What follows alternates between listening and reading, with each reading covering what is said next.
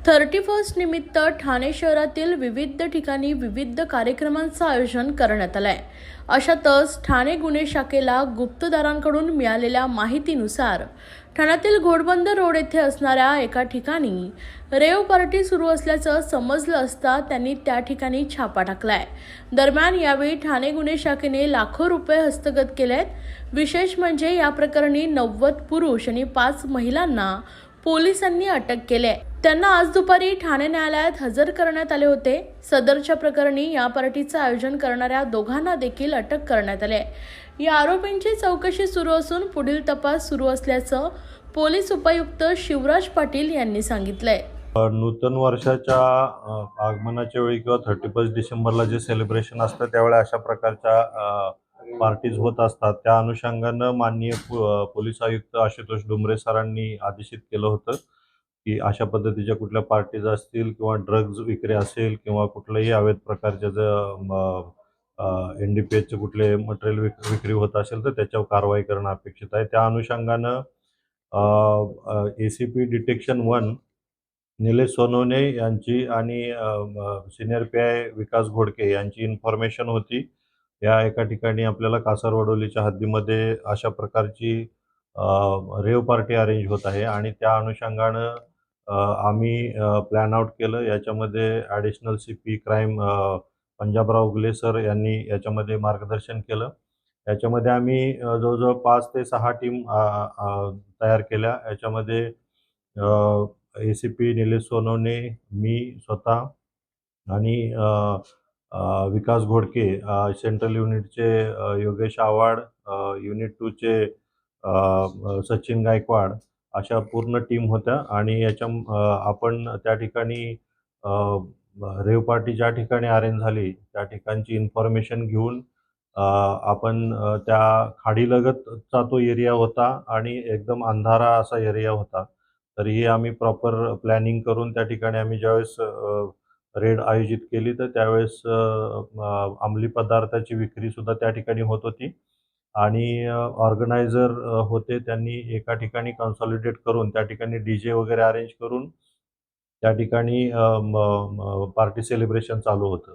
आमची टीम त्या ठिकाणी रेड केल्यानंतर जवळजवळ आपण त्याच्यामध्ये 90 यंगस्टर्स बॉयज आपण त्याच्यामध्ये डिटेन केले आणि 5 मुली त्याच्यामध्ये आपण डिटेन केल्या आणि 2 ऑर्गनायझर प्लस तिथं जे इन्फ्रास्ट्रक्चर प्रोव्हाइड करणारे होते ते 2 आरोपी आपण ताब्यात घेतलेले आहेत। यामध्ये वेगवेगळ्या प्रकारचं ड्रग्ज जसे LSD, MD, गांजा, या प्रकारचे कोकेन याचं सेवन होत होतं। ई-सिगारेट्स होत्या, दारूचाही वापर त्या ठिकाणी होत होता।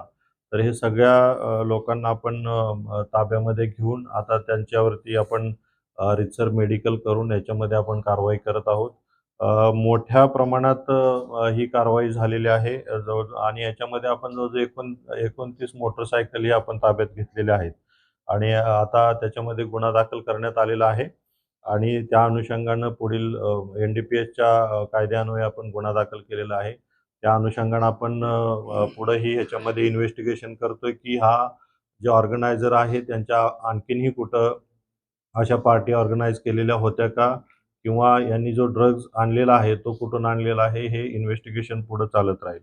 याच्यामध्ये जे तरुण वर्ग आपल्याला याच्यामध्ये आपण ताब्यात घेतलेला आहे यांना आपण प्रॉपर काउन्सिलिंग करत आहे। याच्यामध्ये त्यांचे पॅरेंट्सना आपण बोलवून त्यांनाही काउन्सिलिंग करणार आहे आणि त्यांच्या ताब्यामध्ये आपण या तरुण वर्गाला देणार आहे।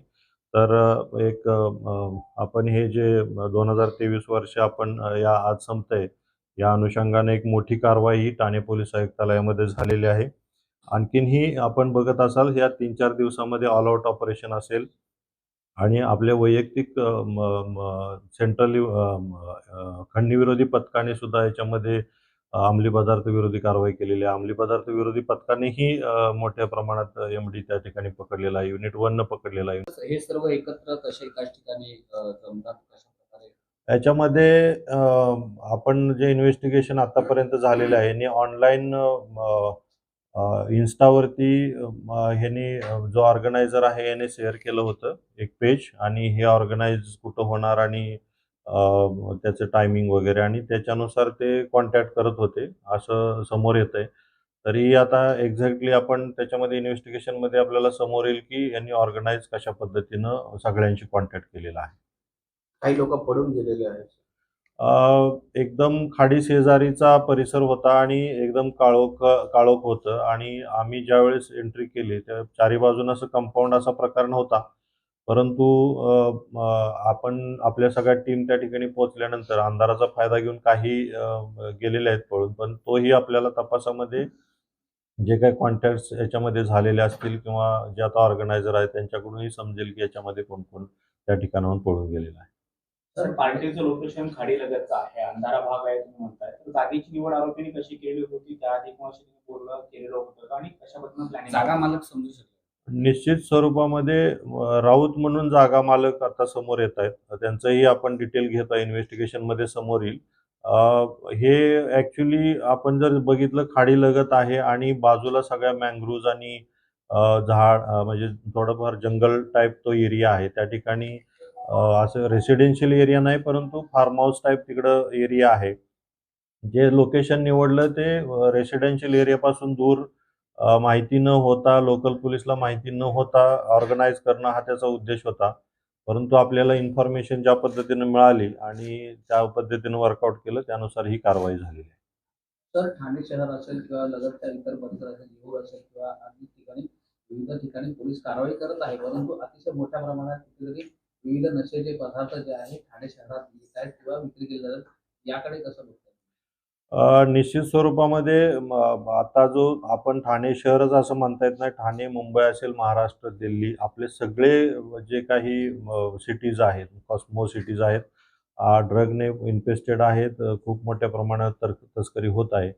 आपण ज्या पद्धतीनं तस्करी होत आहे त्या पद्धतीनं आपण कारवाई करत आहे. मॅक्सिमम याच्यामध्ये आपण पाठीमागचं ट्रेस करून ज्या ठिकाणी हे प्रोडक्ट बनतं त्यावरती कारवाई करण्याचा आपला उद्देश आहे, आणि जेवढे मॅक्सिमम हे ड्रग पेडलर आहेत ते ताब्यात घ्यायचं कारवाई चालू आहे.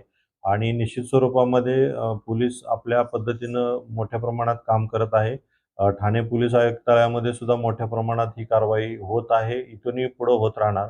परंतु अवेअरनेस हा दुसरा जो पार्ट आहे हा सुद्धा आपण याच्यामध्ये राबवत आहे. आणि माझं तरुण वर्गाला आणि नागरिकांनाही आव्हान असेल की आपली जे पाल्य आहेत, आपली जी मुलं आहेत, हे कुणाच्या संगतीनं किंवा अशा पार्टीजमध्ये जात आहेत तर त्या ठिकाणी ड्रग्ज घेतायत, नाही घेतायत याचं वॉच करणं सुद्धा निश्चित स्वरूपामध्ये गरजेचं आहे. आणि अवेअरनेस कॅम्पेन NGO असतील, पोलीस असेल यांच्याकडूनही मोठ्या प्रमाणात राबवणं आम्ही राबवत आहे आणि पुढेही राबवत राहणार आहे. तर हे इंटिग्रेटेड अप्रोच आपल्याला ह्याच्यामध्ये ठेवणं अपेक्षित आहे, आणि जे काही विक्री करणारे पेडलर्स आहेत त्याच्यावर निश्चित स्वरूपामध्ये आपण मोठ्या प्रमाणात कारवाई करणार आहोत. पाटिल सर, एक बार हिंदी में बता दीजिए कि